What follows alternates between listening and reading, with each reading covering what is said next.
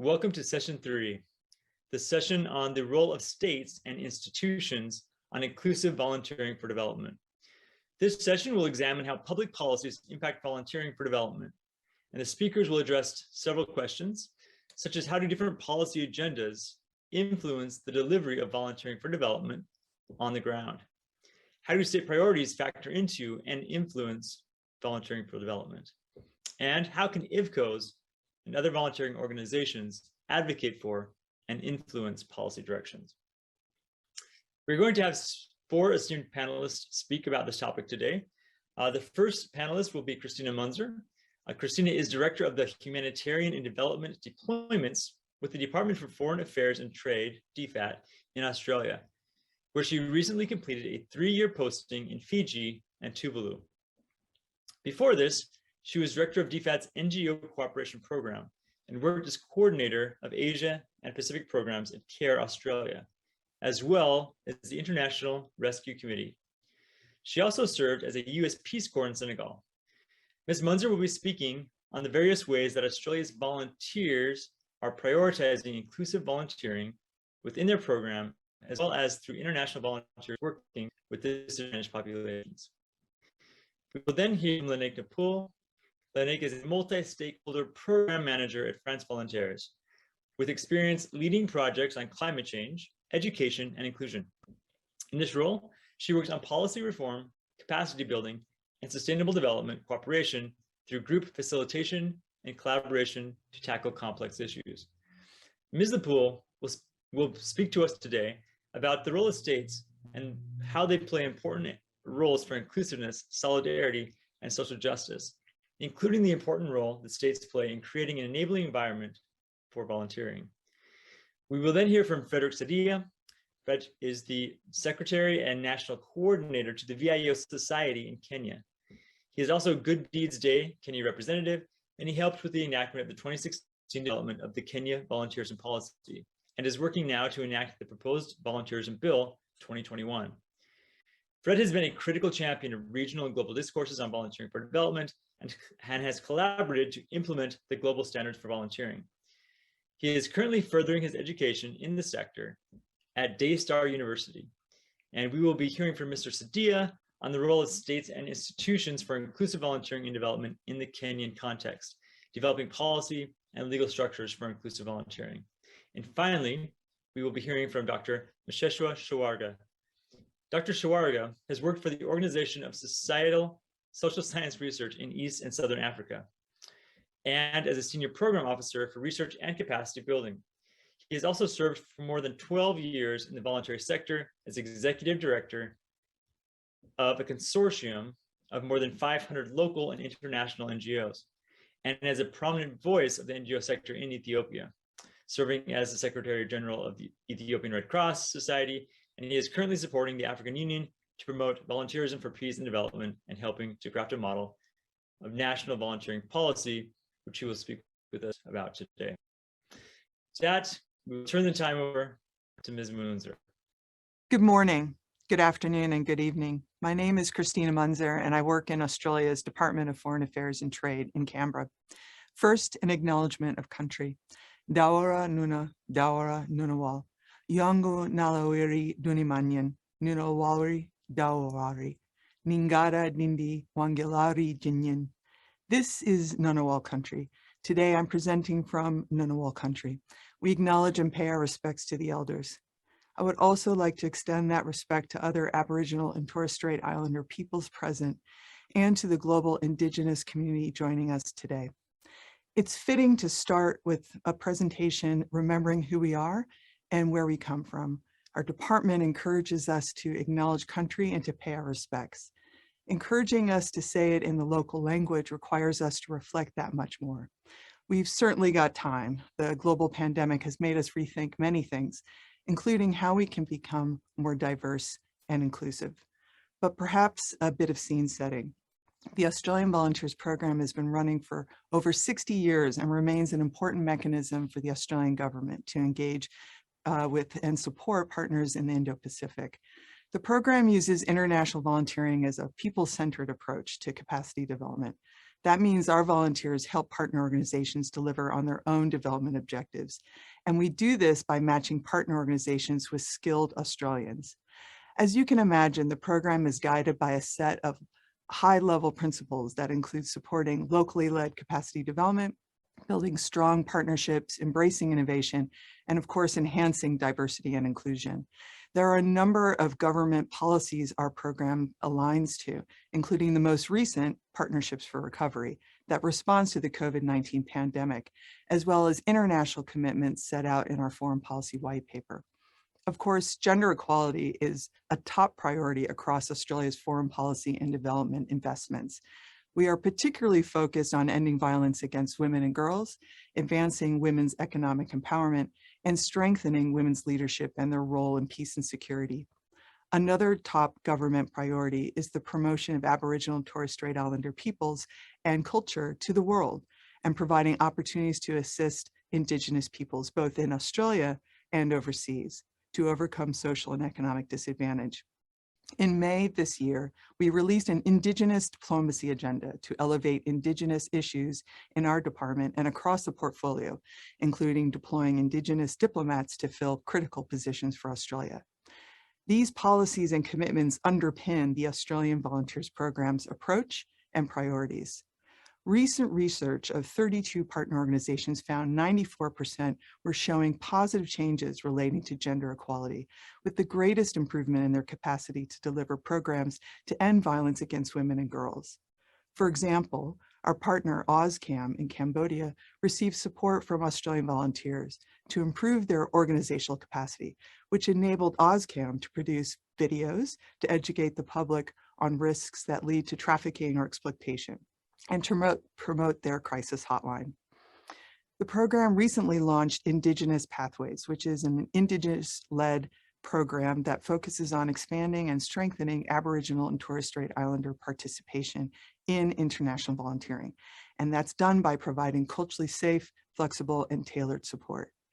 Through support of Indigenous Pathways, Victoria Langmead, a Noongar woman, commenced a 3-month remote assignment with the German Mongolian Institute for Resources and Technology to enhance services for diverse student cohorts. This is a great match for Victoria's skills and experience when she normally supports Indigenous students at an Australian university. I encourage delegates to hear more from Alice Tamang, the program's Indigenous coordinator, who's speaking on Wednesday in session 9. But how does the Australian government support inclusive volunteering in a meaningful way without being tokenistic? Sure, we mentioned it in our design, we include it in our annual plans, but what research have we done? What systems have we put in place? And what messages are we sending to say, come volunteer with us. Your lived experience is valuable. It's a safe place here. But also to say, relationships matter. When you go and volunteer, take time to listen and learn. The program's diversity and inclusion strategy makes explicit statements of intent regarding disability inclusion, LGBTIQ+ inclusion, and gender equality.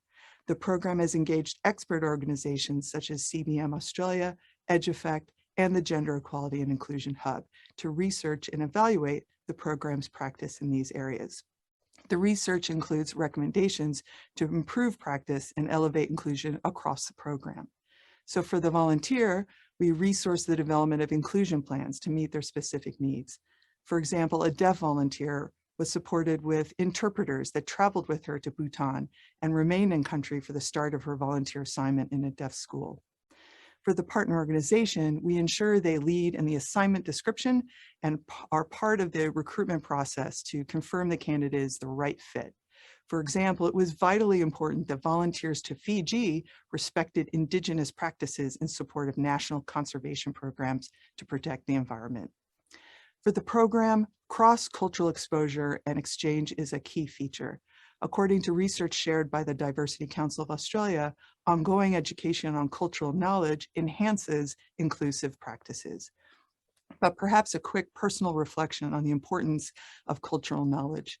I was a US Peace Corps volunteer in the mid-90s in Senegal, and I'll never forget at the end of my service how much I really didn't know about the people in the village of Medina al-Hajj. As I was moving out of my hut, Muhammad was moving his stuff in, and I thought, how presumptuous of him. The supremacy of my beliefs was that this hut was built for me, and I did not question that assumption for 2 years, an assumption that was based on absolutely nothing. In fact, before I arrived, Muhammad had given up his hut for me and moved in with his 2 wives and kids across the compound. As I sipped tea every afternoon for 2 years with my village family, I would at times think how progressive Muhammad was for living in the same hut with his wives. But it wouldn't have mattered if I stayed in that village for 20 years or longer. I would still have missed some of the nuances of relationships, customs, and beliefs. And I've learned now, many years later, that that's okay, as long as I don't assume that my beliefs somehow outweigh another's beliefs. For me, that's where the intersection of diverse perspectives opens the gateway to authentic relationships. So here we are in the midst of a global pandemic, which has impacted many aspects of our lives, both personally and professionally. We have all had to learn to adapt and look at new opportunities to engage. Over the past 18 months, I've been impressed by our volunteers' program ability to pivot in response to the significant impacts of COVID-19, demonstrated through the program's willingness and flexibility to innovate and engage in new ways of working and with in-country partners and volunteers. Before the pandemic, our program was supporting close to 1,000 Australians across 26 countries every year. In March 2020, with the emerging pandemic, the program repatriated volunteers that were overseas at the time, leaving only a few in country to support COVID-19 responses. Since April 2020, the program has pivoted and successfully introduced remote volunteering, achieving more than 400 remote assignments to date. Remote online volunteering is not a new concept, and we know a number of foreign members embrace this modality, but it was new to us. A recent independent evaluation found our program's Innovation Fund was an excellent vehicle to support the program to adapt to the changing global environment. Our ability to almost immediately roll out remote volunteering assignments was only possible because prototypes had already been tested prior to the pandemic. A separate review of the program's response to COVID-19 found that remote volunteering has been a successful feature.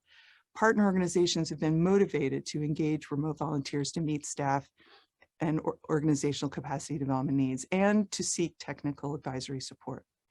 For the volunteer, working remotely provided opportunities to share skills without having to leave Australia. And remote volunteering may be able to help diversify the range of Australians interested and able to volunteer, such as people with disabilities, people who have caring responsibilities, and people who are not able to leave their jobs or their communities for an extended period. Of course, it's not all roses. Some volunteers who were keen to travel overseas have found remote volunteering less rewarding. Some partner organizations prefer face-to-face engagement, and others don't have the IT systems in place to make online engagement work. But the program's Innovation Fund continues to pilot new ideas, including how the program can support national volunteer sending agencies, which brings me to how our program can not only be more inclusive, but also enter into authentic relationships. First, the barriers to this, and it starts with public perception. Our program contributes to the Australian government's goal that Australian aid is perceived positively in Australia and internationally. A public opinion survey from 2018 showed only 1/3 of Australians surveyed were aware of the Volunteers program when prompted by the name, but 2/3 considered international volunteering to be important. In response to these findings, there were plans to actively promote the program in Australia through a broad awareness campaign, including TV recruitment ads, a toolkit to support members of parliament and senators to engage return volunteers, and an international volunteering conference. But the Australian bushfires of 2019 and 2020 and the COVID-19 pandemic effectively put on hold these public diplomacy initiatives. In 2021, the program undertook another public opinion survey where, interestingly, 71% considered international volunteering important, an increase from 66% in 2018. I know politically, Australian public perception should be a priority, but do we have it right? Are we entering into authentic relationships in the countries where we work? Or are we just being charitable? Could we further diversify our program to include a stream of volunteers from overseas that had assignments in Australia? And do we have front of mind the major social movements occurring all around us? Black Lives Matter, the Me Too movement. I would argue to ignore these social movements will be at our peril. So this is what I think success looks like for the Australian Volunteers program. Systems and policies free of discrimination and bias that allows the program to reach its full potential to achieve equitable outcomes. Partnerships based on equity, mutuality, and trust that promote locally led decision-making. Research and an expanded innovation capability to further diversify the volunteer talent pool, enhance volunteerism, and influence policy change. To sum up, the primary modality of our volunteers program has been to send skilled Australians abroad. COVID-19 has been a major disruptor to this design, or perhaps it's revealed a weakness or a flaw in this design. If we had a range of volunteer modalities in place, perhaps the disruption to our program would have been less. COVID-19, the Black Lives Matter movement, and the discussion surrounding the decolonization of aid have compelled donors like us to ask ourselves, how can we more authentically engage? How can we ensure local voice and decision-making is brought to the forefront of our efforts? This period of global uncertainty and change is providing our program with an extraordinary opportunity. We must take advantage of this opportunity. We must invest in and yield diverse perspectives to arrive at a richer understanding of why we volunteer in the first place. And only then can we make meaningful changes to achieve equitable outcomes. Thank you. Good morning, good afternoon, good evening. My name is Lénaïk, Poul, Program Manager at France Volontaires, and I'm gonna speak to you today about when states play a multidimensional key role towards inclusiveness to increase social justice. So France Volontaires is the French platform for volunteering for international exchange and solidarity. And it was founded in 2009 as an association, and it's the fruit of a cooperative effort by public sector and non-profit sector stakeholders engaged in international solidarity. As an implementing agency of the French Ministry for Europe and Foreign Affairs, it brings together state, local, and regional authorities and associations within the framework of a mission of general interest, which is the development and promotion of volunteer and solidarity commitments around the world. And it is supported by its staff in France and abroad, and a network of volunteering centers in Africa, Asia, and Latin America. France Volontaires has a specific vision of volunteering, which is the commitment to international solidarity is a cross-cutting and powerful answer to the challenges facing our society in the world. It is evolving in the perspective of a voluntary world accessible to everyone locally or internationally throughout their lives. And it is based on human relations, intercultural exchanges, partnership, and the principle of reciprocity. It is part of a pathway by which citizens and professionals can acquire new knowledge, interpersonal skills, and know-how. And it is its universal nature allows it to meet the challenges linked to human and sustainable development and to strengthen civil societies. And it promotes the emergence of inclusive and socially responsible societies that are open to the world. France Volontaires has explored some dimensions of inclusion. For example, at local level, France Volontaires has increased the access to migrants to national volunteering programs. It has fostered involvement of local young people in several countries. At international level, it has increased the number of young people who usually do not participate to volunteering programs, and increase the number of non-national young people to volunteer in another country or in France. What France Volontaires hasn't explored so far is the increased access to volunteering to LGBTIQ or to disabled people. All these dimensions have been explored through case studies. Here are several ones. For example, within the IVCO project, we gathered representatives from France, Italy, the United Kingdom, and Lithuania, and Luxembourg, and they have carried out a participatory European research together, as they were convinced that international volunteering is not only a way to involve young people, but also to reveal their potential and knowledge to society. And within these 2 years, more than 30 organizations have implemented 15 experimental measures to create an environment enabling the participation of young people who usually don't participate to volunteering program. The Ambassador Project carried out the same mission, but this time gathering France Volontaires and the National Union of Local Organizations. And as well, the Terror Project gathered local organizations with environmental organizations to foster local volunteering to address climate issues. And for example, the AC Follow-up Project built on and illustrated a bottom-up approach to integration by drawing on the transformative potential of volunteering experiences, but also on the migration experience of young people arriving in Europe. And France Volontaires has also participated or coordinated several other programs in partnership with national volunteering agencies in countries and local governments, enabling, for example, young Caledonian people to volunteer by group in Tunisia, or enabling reciprocity between more than 14 countries and French national volunteering agencies, and host organizations in France, and South volunteering.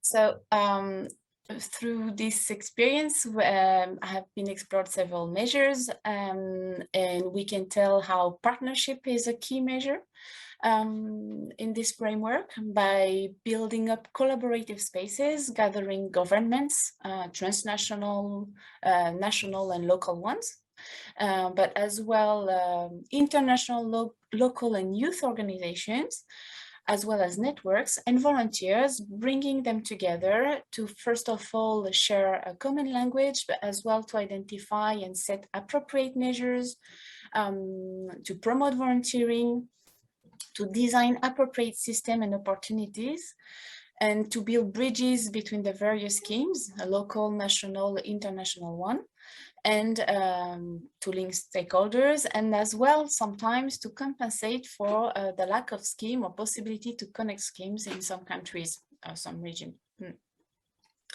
Other measures that have been explored altogether and more technical ones with the organizations were, for example, giving access to information to the people we wanted to involve, like using the language and their codes to communicate the information, and as well to ensure a presence where people are, to provide appropriate information for them to be able to make an informed decision in this volunteering path.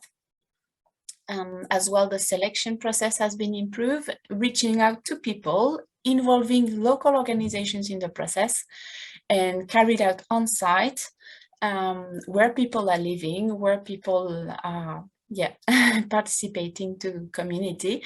And this was not requiring neither resume, but mostly based on soft skills and motivation. Training has been reviewed as well, and the duration was more flexible. We explored, for example, new ways with 3 months in country and 3 months in another country, or different approach, pairing, grouping, and as well the resources such as housing, travel, and insurance were covered. And these measures were monitored collectively within the networks build, and this has led to common conclusions, common priorities, collective agreement on improvements to bring, and so to policy reform, which has made the schemes more appropriate schemes and more like inclusive schemes. And we came all together to the conclusion that some conditions have to be met for this to be possible. First of all, the countries where we worked on this where states were conscious about the number of young people that was increasing every year. They were as well conscious about the high number of ideal young people and of labor market that is ailing. And in most of the cases, there were existing youth policies in place. Inclusion was at the heart of the youth policies, and youth is perceived as a strength, and volunteering is perceived as a learning step towards employment. So for a sustainable decolonial system, an appropriate environment has to be created. And for this, three key things have to be in place, like a political will, a legal setup, and coupled with an operational mechanism, for example, call for projects. So the states, this is where the states play a key role in setting up an appropriate environment by first recognizing volunteering as a strategic tool to stimulate young people, to promote commitment, to reach SDGs, to promote volunteering. But as well by designing policies which include inclusive measures, and by defining the system, by removing the barriers, and as well by setting up the system, fostering multi-stakeholders partnership and involving local governments, facilitating capacity building of organizations, designing and connecting various local, national, and international programs responding to priorities, and secure financial resources, this is very important, and create opportunities through call for projects or other opportunities to stimulate the organizations and to give them the will to participate to all this process. So I thank you very much, and this is it. Hello, Ben. Fellow speakers, ladies and gentlemen, warm greetings from Nairobi, Kenya. It is my greatest honor to be part of this great conference as we are looking forward to unpack inclusive volunteering for global equalities. It is a pleasure and honor to be part of this great session to look at the role of states and institutions on inclusive volunteering for development. And largely I will be sharing a citing example from Kenya, but I want to approach it by taking forward in this way. The Volunteer Involving Organization Society came together in the year 2004.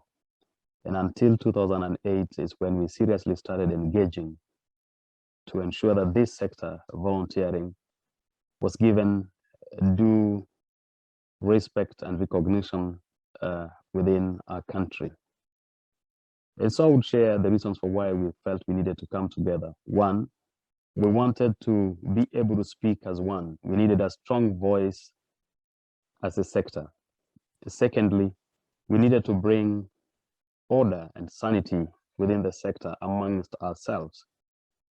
We also wanted to consolidate our resources and to be able to do joint and impactful events, especially around the day of celebrating the International Volunteers Day and other related activities. We also wanted to be part of the global discourse in volunteering as a network, different volunteer institutions in Kenya.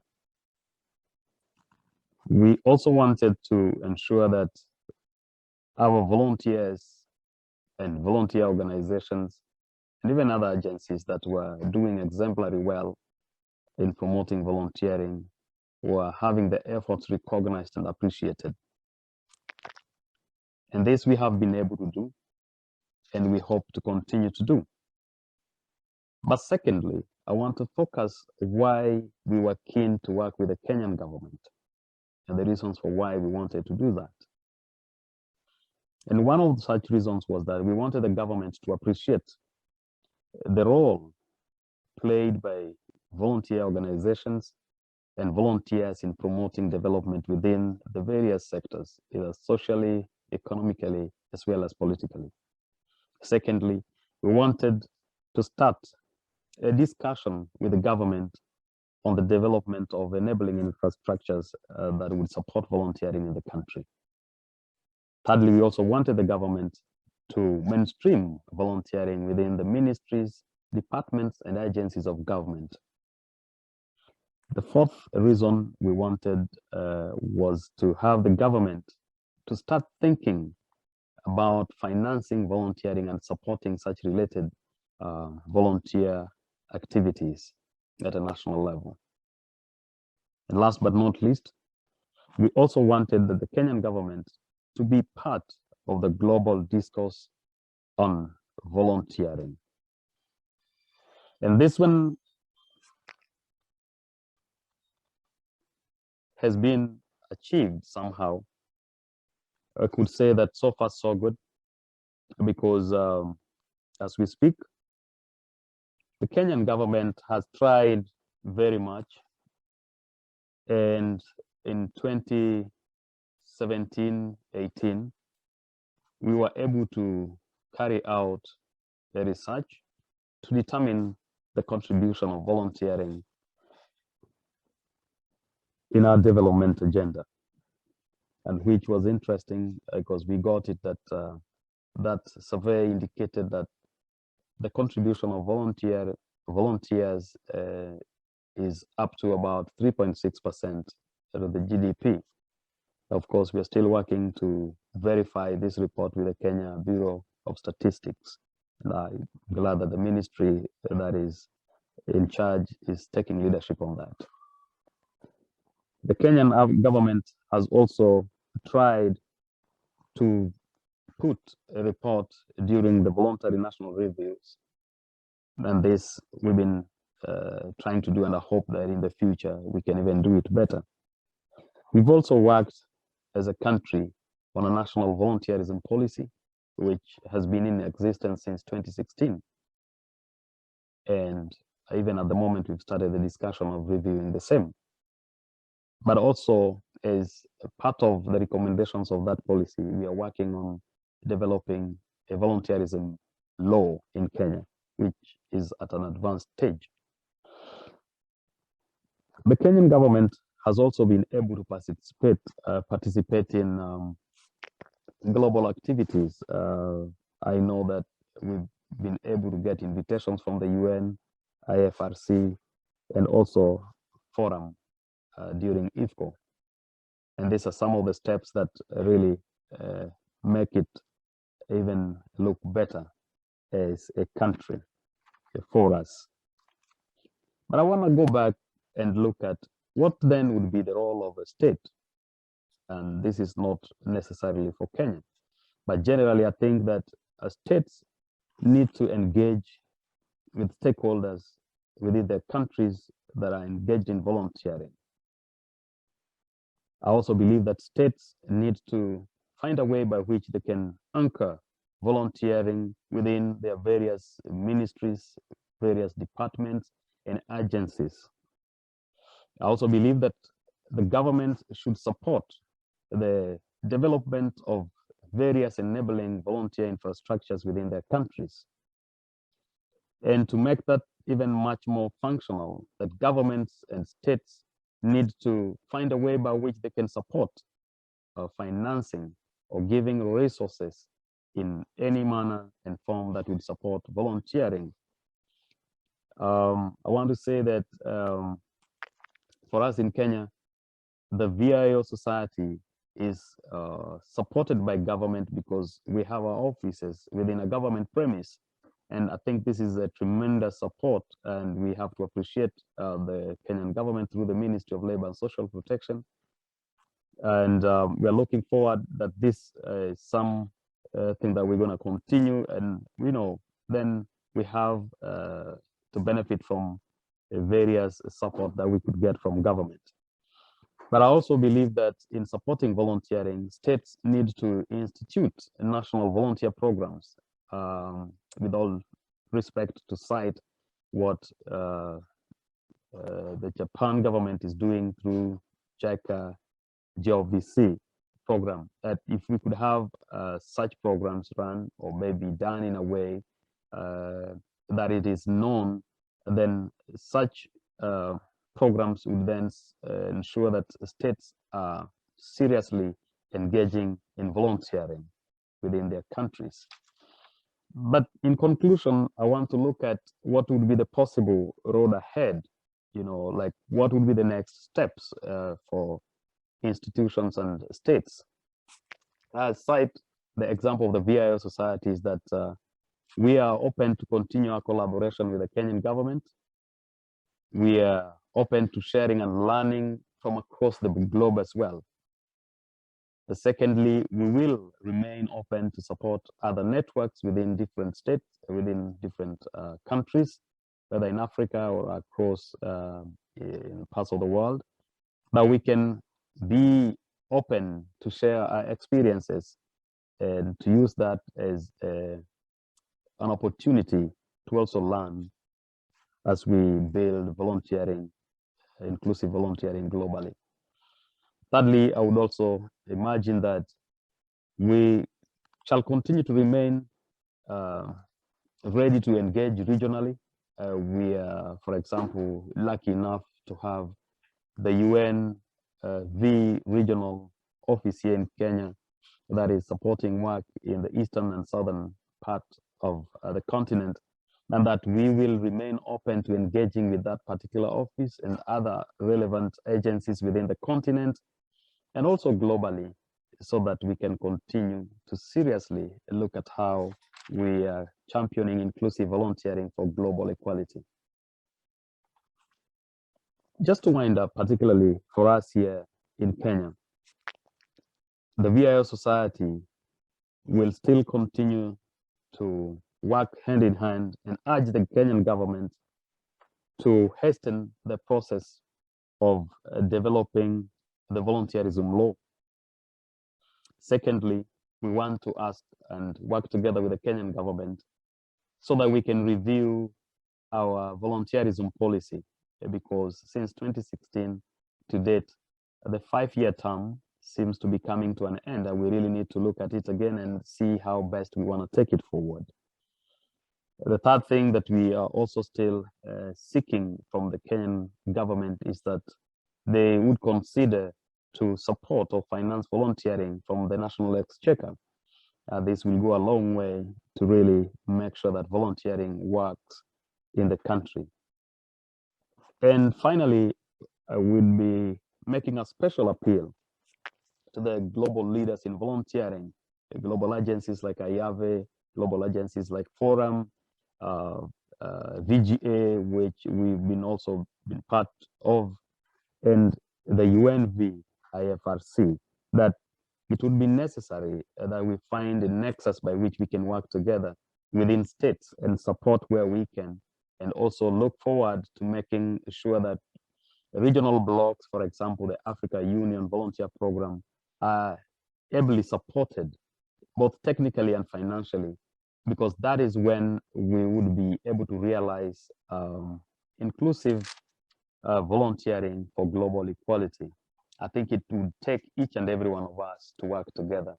And therefore, I'm delighted, and I want to wish everyone well within this conference to continue to open up and to learn from each other, and to continue to share that at the end of it all, we shall together have something that we can take home.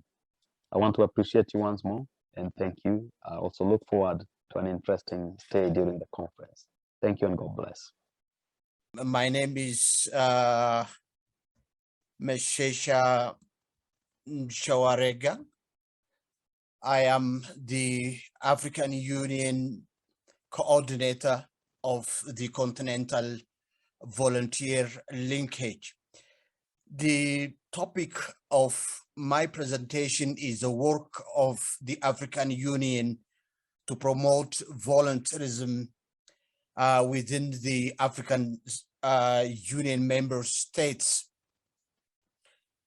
Before I go into substantive issues, Let me start my presentation by elucidating the African Union mandates to work on voluntarism. The first source of the mandate is the Agenda 2063, particularly Agenda 63, Aspiration 6, stipulate that the African Union aspires development by unleashing the potential of the youth and women. The second source of the mandate for African Union work on voluntarism comes from the African Youth Charter, specifically Article 11H requires member states to institute policy and programs of youth voluntarism at the national, regional, and international levels as an important form of youth participation and as a means of peer-to-peer learning. The third source of the mandate of the African Union to work on voluntarism comes from the African Union decision, the decision of the General Assembly 274, which calls upon the African Union Commission to work with the member state to set up a continental volunteer program that recruits and trains and deploys volunteers to work in the 55 African Union member states. The third, which is the outgrowth of the decision 274, is the African Union Youth Volunteers Corps. The African Union Youth Volunteers Corps was launched in December 2010 in Abuja, Nigeria, as a continental youth volunteer initiative that recruits and works with young professionals in all 55 African Union member states as professional volunteers. Now let me talk about the programs of the African Union on voluntarism. The African Union, as I have said, has got the African Youth Volunteer Corps. It's a continental internship volunteer program. We have got internship. We have got the African Union fellowships. And for the young professionals, we have what we call junior profession program. We have exchange program, and we have got also leadership and a mentorship. And as a knowledge hub and as a linkage and information gateway, we have a volunteer a linkage platform. Now, let me go into the details of these initiatives, particularly focusing on those very important game-changing programs. The first one is, as I have said, is the African Union Youth Volunteer Corps. It's a continental initiative. It's a continental volunteer initiative that recruits, trains, and deploys young professionals from the African continent, particularly from the member states. It recruits, trains, and deploys young African professionals aged from 18 to 35. The volunteers, these volunteers serve as a professional volunteer for the period of 1 year in their respective field of specialization or expertise in all member states except their own country.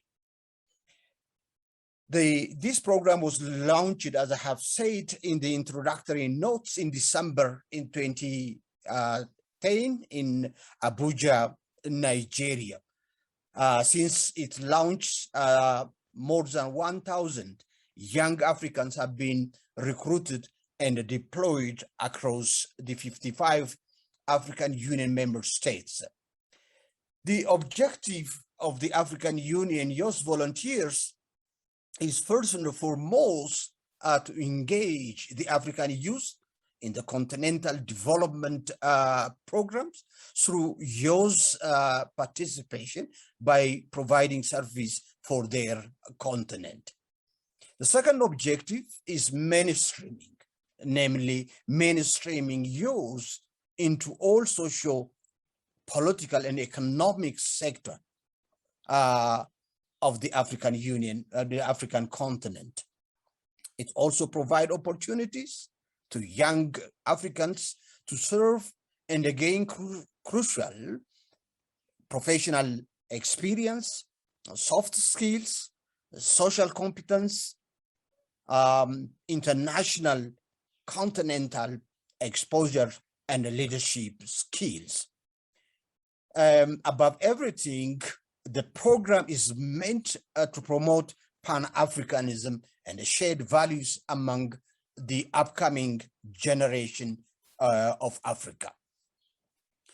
If we look into what the African Union is doing by way of promoting volunteerism, particularly inclusive volunteerism in Africa, let me raise a few pertinent issues.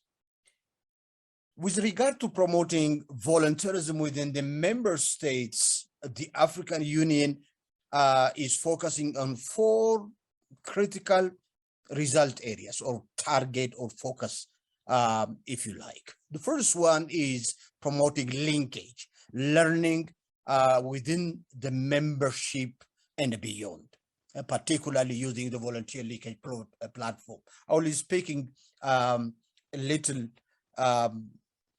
deeper into this in a while. The second one is promoting partnership and coordination by using the African Union reference group on volunteerism as a vehicle to promote partnership and coordination within the African Union member state. The third one is advocacy on key strategic issues, and we have got also flagship report and also facilitation of dialogue on the pertinent issues. In area of advocacy, flagship, facilitation of dialogue, we have got model national volunteerism. We promote model national volunteer policy. We also produce the African State of Volunteerism report. And also we organize various policy dialogue by way of policy panel discussions and policy roundtable discussions. The fourth one is catalyzing action. Here we have got various vehicles like technical assistance to the member state. We have got also provision of knowledge products, and then we have got also facilitation of peer-to-peer learning. Let me talk about these activities or major activities towards promoting volunteerism within the member state in detail.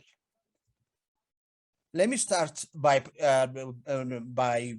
talking about what the African Union is doing in promoting linkage and learning within the membership and beyond. The important mechanism to promote linkage and learning, as I've already touched, is a volunteer linkage platform, VLP. The VLP, it is a knowledge hub. It is information gateway on volunteerism, what is happening with regard to volunteerism within the African Union member states. Then it also connects volunteers and their organizations. And also in the area of evidence, it provides data. It also generates evidence on volunteerism in Africa.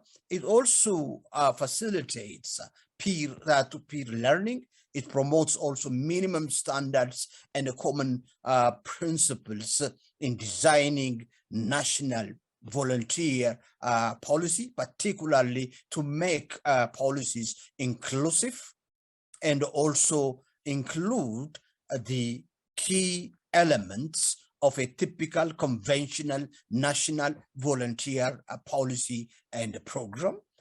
And also it maps volunteer initiatives in Africa. With regard to promoting partnership and also facilitation of coordination, the African Union very recently launched the African Reference Group on Volunteerism. Let me talk about this reference group of volunteerism. The objectives of the African Reference Group on Volunteerism includes four key functions. The first one is providing coordination, partnership, and promotion of harmonization among various actors of volunteerism in Africa. The second one is leveraging on the respective comparative advantage of key stakeholders. As we know, nobody has got a monopoly of knowledge on volunteerism. So every actor or community of practice, if you like, or community of change with regard to volunteerism has got its relative comparative advantage. The government has got comparative advantage. Development partners have got their own niche. The CSOs have got their own relative institutional comparative advantage, and also so does the private sector. So what this reference group is doing is it leverages on the respective comparative advantage of key stakeholders, and thereby promote volunteerism, inclusive volunteerism on the African continent. The third one is jointly coordinating the advocacy effort to promote volunteerism. As we know, the advocacy on volunteerism by its very nature is partnership intensive. So capitalizing, leveraging on the relative comparative advantage of the key stakeholders, the African Union Reference Group on Volunteerism facilitate a joint advocacy engagement geared towards promoting volunteerism in Africa. We also envisage that reference group catalyzes action at the membership at the member states level by way of designing the country acceleration strategy or country acceleration plan. The third one is the advocacy flagship report and dialogue. Here, the African Union has got various interventions. With regard to advocacy, our major focus is twofold, or it's a dual track. The first track is advocating member states to institutionalize volunteerism by designing and also by putting in place national volunteer policy, strategy, and programs. The second focus of the advocacy is promoting mainstreaming of volunteerism in the national development program and also in peace programming. The second area is with the flagship reporting on volunteerism to promote exchange of good practices and also to evidence generate evidence on voluntarism and also to measure the contribution of voluntarism towards social, cultural, and economic development of Africa. The African Union is annually producing the State of Voluntarism in Africa report. The third is around facilitation of dialogue. The very important vehicle, instrument of facilitation of conversation, policy, discussions, and dialogue is by organizing the thematic policy panel and roundtable discussion on strategic issues of voluntarism. This could be the nexus between voluntarism and youth employment. And also, this could be also on the imperatives of instituting national volunteer policy and programs. And also, it could be also to see or to track the contribution of voluntarism towards implementing the African Union Agenda 2063, which is the development blueprint or roadmap for prosperous, integrated, and peaceful Africa. And also, it could be also to track the contribution of voluntarism towards implementing the Agenda 2030, which is the United Nations Sustainable Development Goal. The fourth one is the African Union works around catalyzing action at the membership state levels. Here we have 4 major activities. The first one is a provision of technical assistance to the member states to institutionalize inclusive voluntarism through developing national volunteering policy, strategy, and programs. The second one is provision of knowledge program, which I have already touched upon. This could be in the form of template policy, toolkit on programming, volunteer programming and management. It could be also tracking good practices and disseminating good practices. It could be also by designing self-assessment scorecard. The third one is around facilitation of peer-to-peer learning. This will take various forms, like facilitation of South-South cooperation on voluntarism, South-North cooperation on voluntarism. It could be also facilitation of country exchange of best practices and experience on voluntarism. The fourth, which is very important, is country acceleration support. This country acceleration support takes the form of designing country acceleration strategy, where the African Union, help member states to beef up their program on voluntarism. I think these are the very important issues that I would like to raise. Thank you very much for the organizers to give me this chance to share the contribution of our continent, and particularly our continental body, namely the African Union, towards promoting voluntarism in Africa. Thank you very much indeed.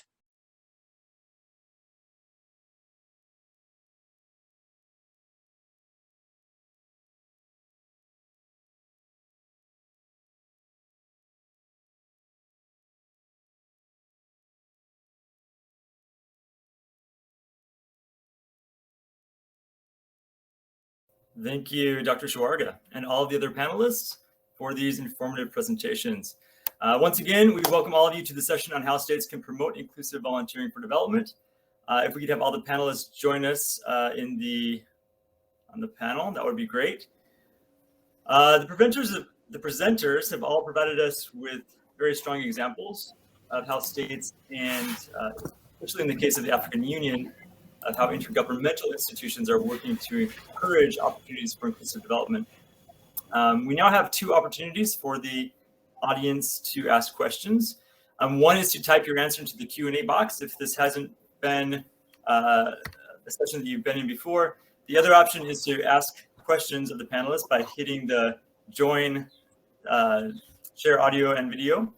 You can ask questions to us directly. So I realize that we are at the end of the hour. We are going to take 15 minutes and cut into your break time if you'd like to stay with us, as we're going to spend some time asking questions. So with that, I'm going to start by asking a question to Ms. Munzer, and then I'll be looking at the Q&A and asking some others to the panelists. I was impressed. I saw that you touched on several ways that Australian Volunteers is promoting inclusive volunteering for development through Indigenous diplomacy, Indigenous pathways, and especially with your focus on gender equality. And these are all lofty goals, and they're often difficult to do in practice. So I really appreciate your question, are we doing enough? So I think as we consider to further decolonialize aid, I'm questioning how we can push greater reciprocity in volunteering. How can governments and IVCOs put in place different policies to ensure that those who are most excluded can benefit from the advantages of volunteering? Yeah, thanks a lot, Benjamin. Can you hear me okay? Great. And greetings to the other panelists. It's great to be on this panel. Thank you very much. Look, I do think we can do more. We've been operating, I think, in the comfortable zone of aid and using the power of gift giving for really far too long. In some ways, we've become complacent, almost to the point where it's kind of hard to get off the couch and change the channel. We know it's promote inclusive volunteering, but are we approaching it in a way that's workable for everyone?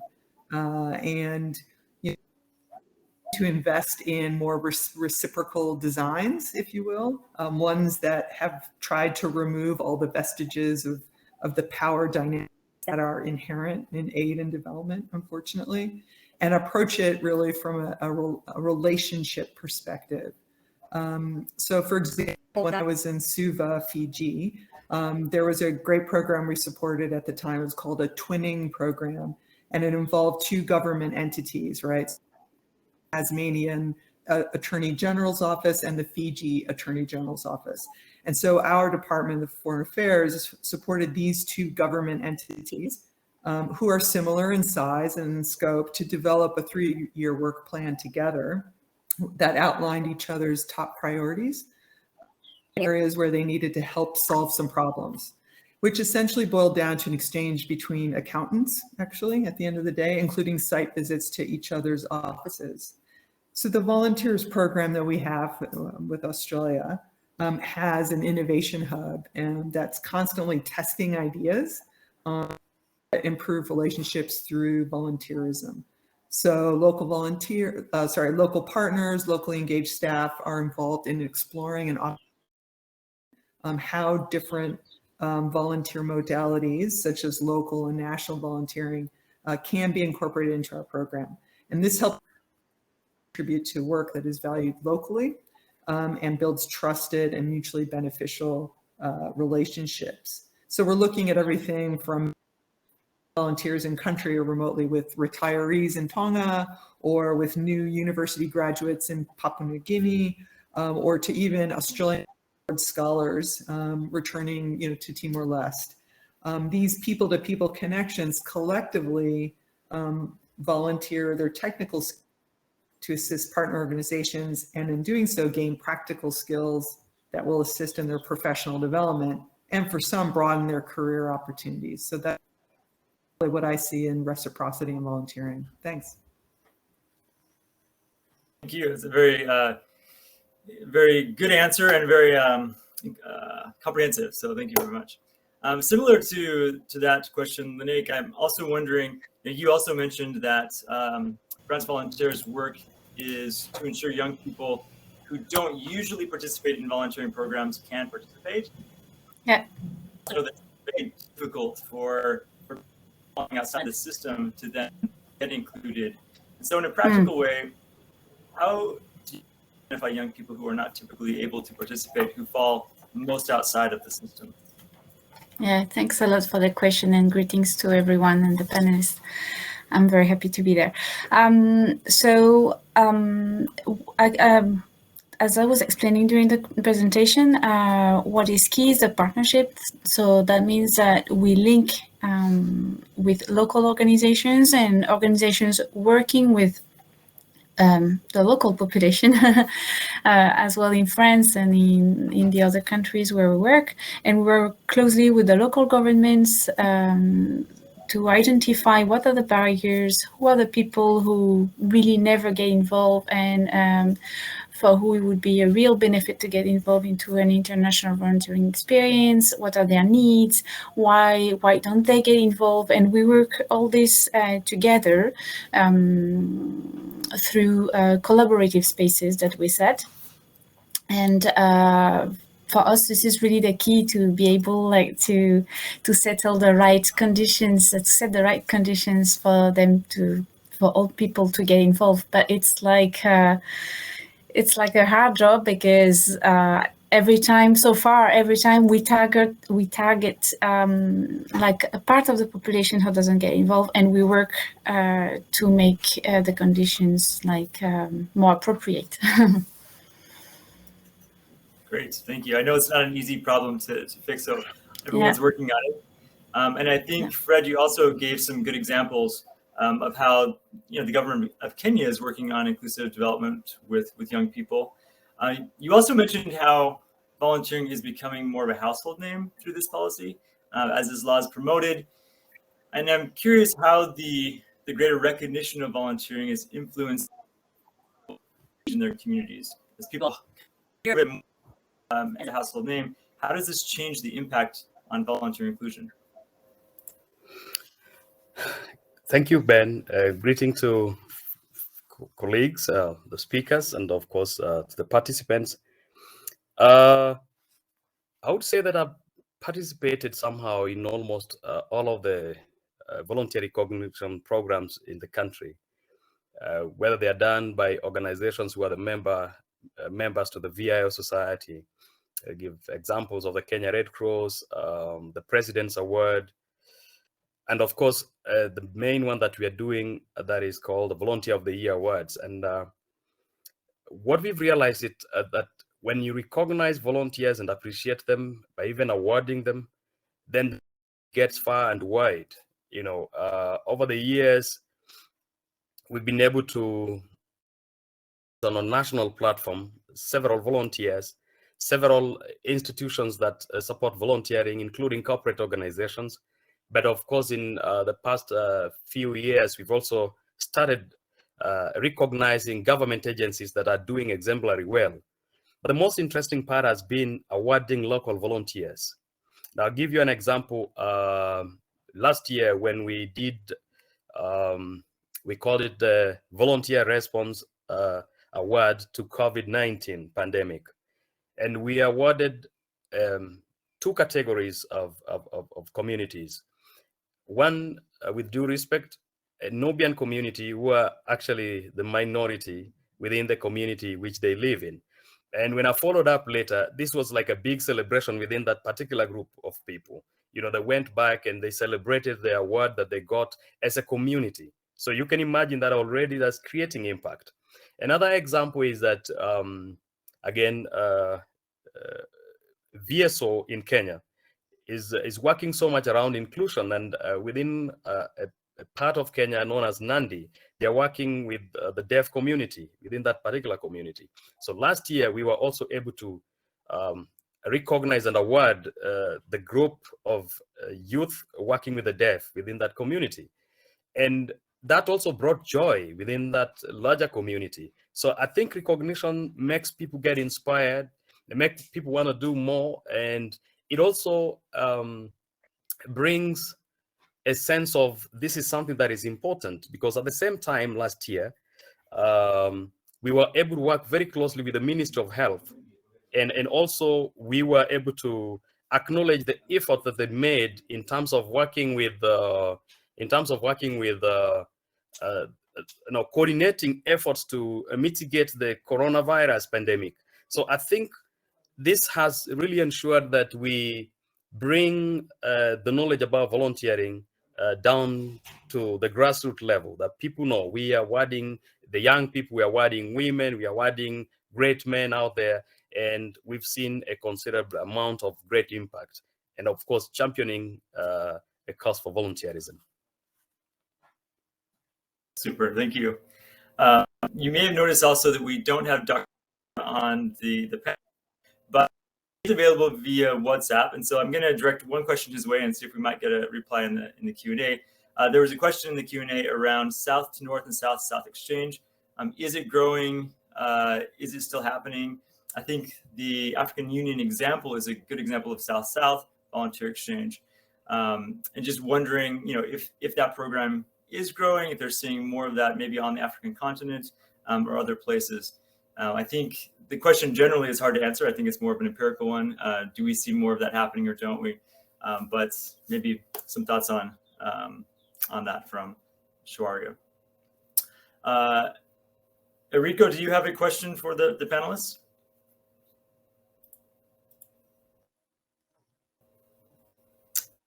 Okay, so I'm going to direct another one to Christina Munzer. As remote volunteering has the potential to enhance diversity of volunteers, especially around lines of disability and income. But I also sometimes wonder how much remote volunteering can build authentic relationships with people. What are your thoughts and experiences about engaging people online and their ability to build authentic relationships with people in other countries through remote volunteering? Yeah, thanks. It's a good question, and one that obviously we're pondering and potentially embracing, because of COVID, and that's kind of maybe addressing some of the question that's kind of chat bar. But look, the Australian Volunteers Program, like I mentioned in my presentation, volunteering more than we've ever done before now, and we do that to kind of prepare volunteers to connect with their partner organizations best way they can. We try and encourage them to appreciate the language that's prominent in the organization in the country that they're working in, doing a lot of cross-cultural training, and that obviously uses locally engaged that are present on the ground, and just any additional sort of guidance on developing strong relationships remotely. The local teams that we have in country facilitate country catch-ups to enable cultural understanding and exchange. In fact, the program actually undertook a review of the remote volunteering sort of mechanism that we had back July of this year, and considered factors that influence effective relationships and success of volunteer assignments. And the review confirmed the following factors that yielded a successful environment. And one was strong coordination by program staff and country to maintain engagement between the volunteer and the partner organization. The partner organizations being volunteer ready, so getting them really prepared for how that engagement's going to work. And then of course the volunteers having the right skills and the motivation and being flexible and adaptable. I think those were the key sort of success factors.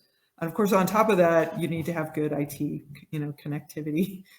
Another sort of one about leveraging technology, that would be a big one in terms of offering opportunities, small grants and such to beef up technology if it needs to be beefed up. I think when looking a little bit more detail about the partner, when what they say, when volunteers have the right skills and motivation to volunteer, their energy and their enthusiasm to make a difference is evident in their interactions and the impact of their work becomes more sustainable, that partner organizations can feel that from the volunteer that's assigned to them. So it's making that connection to be able to get that energy. Partner organization counterparts and managers engage better with volunteers who are skilled professionals and share interests. So that was that concept, that I was talking about in my other answers, just that reciprocity of shared understanding. Like, oh, I'm an accountant, you're an accountant, great. Like, we can deal with the same issues and trials and tribulations we have with our roles. I think it's also that when volunteers have good communication skills and are flexible and adaptable, they are more relatable and they're easier to interact and work with.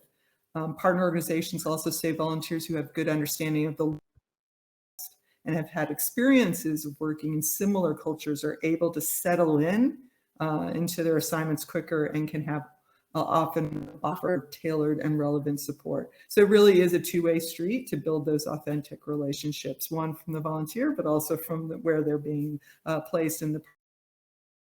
And it requires, openness, listening, humor, self-effacing humor, perhaps, sensitivity, working through lots of.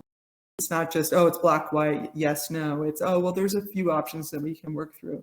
And that these relationships don't happen or during critical video conferences. They really are after several, patterns of engagement. And it could be also just when the work is, you're no longer working, you're actually doing other things. You're asking about each other's plans for the weekend, or things that are, sharing news of something about your family. And that when you're sharing these things that are closer to your heart, that can reveal truths about you as a person, then you can kind of create a greater level of relatability. And so, I think a lot of us have had to work remotely over the last 18 months. Recently, I supported the deployment of emergency medical teams to PNG, working with people from other government departments around the clock. And it was fun. When I finally saw them, we kind of hugged. We're like, oh my God, how are you? Because we hadn't seen each other. We had never seen each other face to face, but we had worked really intensely with each other, like often very late into the night to make sure we could get these teams to PNG. And it was just one of those examples of connections that go beyond the work, that really create an opportunity for you to be real. So it's just an example, but how I think the remote volunteering has become successful. Thanks. Thank you. It's several really good examples about, I think, answering again the question in the Q&A about leveraging technology to be inclusive. And maybe on a similar note, Lénaïk, also to hit on the question around COVID, France Volunteers has also been, as you mentioned, building collaborative spaces, both online and offline, that are important for multilateral engagement. So I'm wondering what you found some of the challenges to be, maybe even using COVID as an example of how it's challenging once these bridges are built to make them work well. Have you found ways to make multilateral collaborations work well? Are there examples from COVID where you've been able to do that? Yeah, thanks a lot.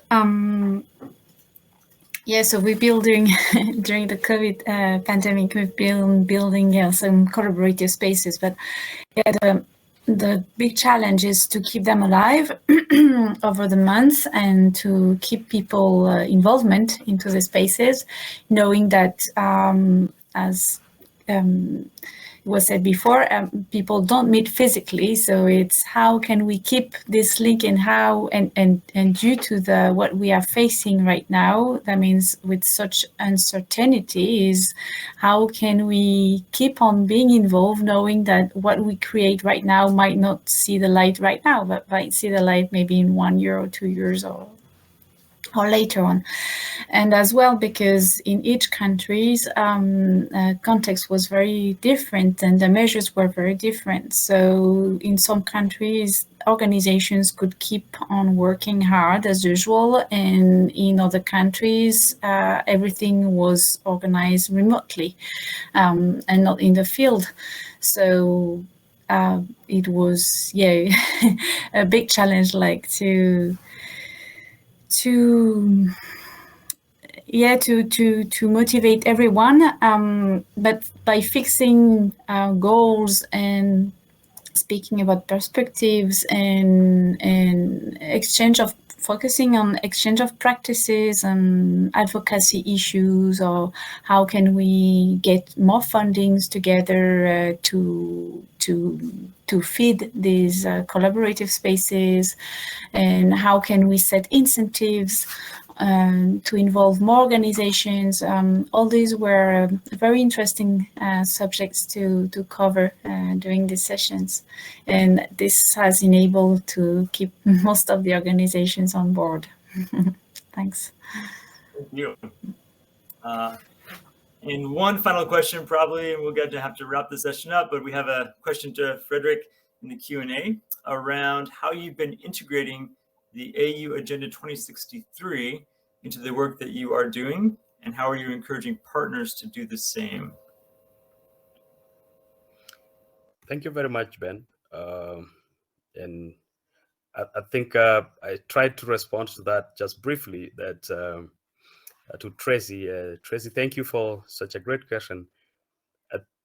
What it is that we are looking at the Agenda 2063, and we are looking at our own Agenda 2030. We call it the Vision 2030, which is actually the flagship for the Kenyan government that has three pillars on this: economic, the social, and political, and we're looking at how we're going to improve on that. But again, I think majorly we are trying to mirror it against the Global Sustainable Development Goals, so that every other time we have activities, or we are designing projects that we are taking jointly as the VIO society in Kenya, we must make sure that it is aligning itself to the Africa Union Agenda 2063, looking at what is it that we can do. But of course, again, we as the VIO society has been part of a continuous dialogue within the continent of Africa. And I personally have been also part of a group of colleagues that we are thinking, ensuring that there is something that we can do for the African continent together. Of course, again, looking at how we could be working with the Africa Union as individual institutions or networks within different countries.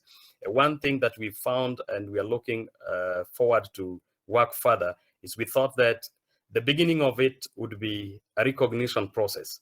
So we've even come up with an awards program concept. We're working on that together with the colleagues from across Africa. And we hope that this would majorly be focusing on what it is, the big agenda for the African continent. And of course, Tracy will be looking at the Agenda 2063. Super. Thank you, Fred. And thank you all the panelists for this very informative panel on inclusive volunteering for development. I'm excited to hear from your different examples, and excited also to see how they connect with other sessions that we'll be hearing the rest of the day and the next couple of days.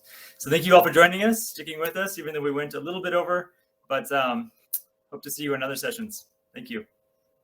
Thank you so much, Ben.